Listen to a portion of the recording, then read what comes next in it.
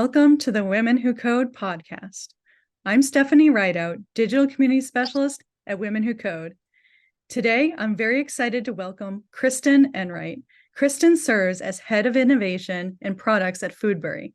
She has a background in nutritional biochemistry and metabolic physiology, earning her BA in chemistry from Colby College and completing graduate studies in biophysical sciences at the University of Chicago.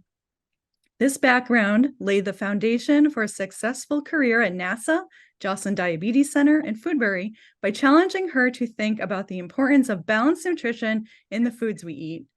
At NASA, Kristen worked in the Nutritional Biochemistry Laboratory, studying how dietary needs change for astronauts during prolonged space flights. Kristen joined Foodberry, then Wiki Foods, at the company's onset in 2012 as a senior research associate, eventually moving on to manager of products. Now the head of innovation and products, Kristen works directly with major food brands to develop custom solutions for their needs, from research and development through execution. Kristen is also a blogger, foodie, and avid home cook for her 3 sons. Looking to the future, she is excited to use her skills as a scientist and mother to help create fresh snacks that make life easier for busy parents like herself. Thank you for joining me today, Kristen. I'm so excited to learn about your career journey and the exciting blend of technology and food. Let's start off by learning more about you. When did you first have an interest in food science, and why did you decide to study food science? Yeah, well, first off, thank you so much for having me. It's a pleasure to be here, and this is definitely one of my favorite topics. So, well, to start, I think the most important background info is just my love for food. Started at a very young age. I've always loved food. I love eating, I love cooking, I love researching restaurants and experimenting with recipes. Food has just always been my happy place. Academically, I would say my background was in math and science, and I loved everything that explained how things worked. When I was in high school, I had an incredible chemistry teacher who inspired me to pursue a degree in chemistry. So that's actually when I went to school was for chemistry, and I learned about food science later in my career. I studied biochem at Colby College in Maine, and really fell in love with applying chemistry to understanding how the human body works. I started doing research on exercise and metabolism, which led to my first job at the Joslin Diabetes Center. And there I worked for Dr. Lori Goodyear in her lab to understand the metabolic pathways that are stimulated by exercise and how this could be used to help treat type 2 diabetes. I was there for a couple of years, and then I took some graduate classes at the University of Chicago for biophysical sciences. And then I was in a little bit of a standstill trying to figure out what I wanted to do and not really seeing a career path in research that exactly appealed to me. I decided to move back to Boston, and this is where I found this job opening at a startup company in Cambridge. It was called Wiki Cell Designs. And I can still remember visiting the website for the first time and exactly what it looked like. There were these little pictures of balls of cheese with colorful coatings on them. And it was just so different than anything I had ever seen before. I was so intrigued by it. It was my 2 favorite topics, food and science, coming together. It just seemed like a dream job. So that company was founded by a Harvard professor, David Edwards. And they were currently based in Paris, and they were looking to open up a new lab in Cambridge, and they needed someone to get it started. So that was 11 years ago now, and I've been with the company ever since. I've seen it really evolve. I myself have evolved a lot there, starting as a research associate, eventually running the R&D lab, and now leading as the head of innovation and products. That's fantastic. And I definitely share your love of food, math, and science. So, yeah. So I think that working at NASA is a dream for so many in our audience, including myself. I imagine myself as an elementary school teacher flying away in space. So what was your experience like at NASA, and how did that experience influence and establish the foundation for your career? So I mean, it was a really great experience. Full disclosure, it was a summer internship when I was in college. It was one great summer there, and it was an amazing program that they had set up for students to be able to come. It was at the Johnson Space Center, which is in Houston, Texas, and it's where they do a lot of the training for astronauts. So we got to see a lot of the different facilities that they do training in. And then my specific lab was really cool. It was the nutritional biochemistry lab, and they were studying the effects of prolonged spaceflight um, on the different nutrition needs of astronauts.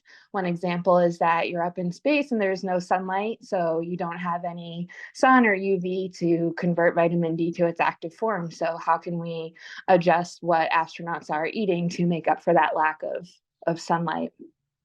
Another just kind of overall issue that is present on being on the International Space Station is there's not a lot of space for food or storage, especially for things like refrigerated and frozen foods. So nutrient density is a really important part of the food that is part of the astronaut's diet. And that really is what carries over to a lot that we think about at Foodberry is nutrient density and how we can create snack foods that are just full of good things and kind of makes every bite worth it. Yeah, that is so fascinating. Oh my goodness, that is so fascinating.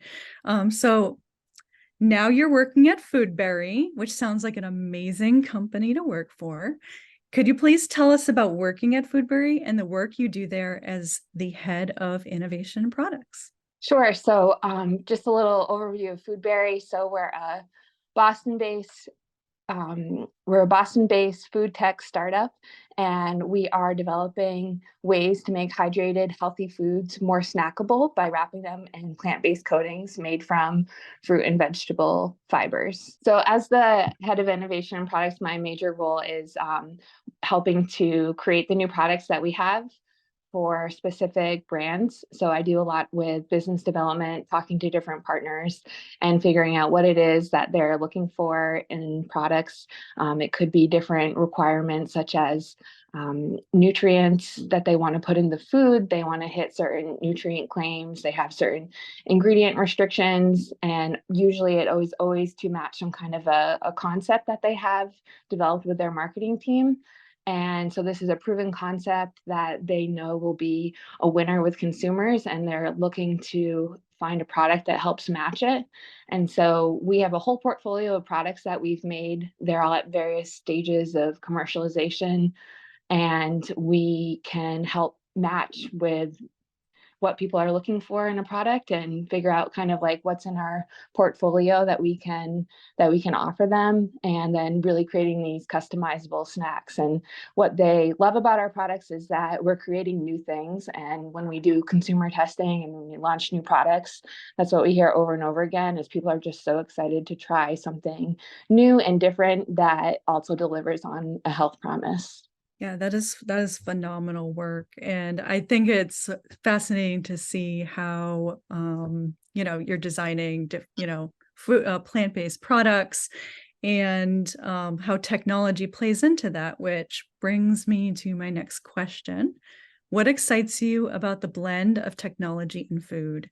So it's a great question. I think that food technology has had a bit of a reputation for just kind of being like a dirty word for a while. People don't really like to hear about technology in their food and science in their food.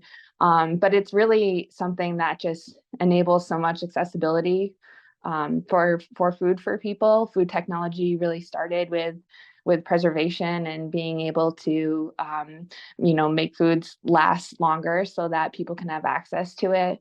And over many decades, I think there was a bit of a kind of a standstill in food technology. A lot of innovation was more around like a new flavor or a low fat version.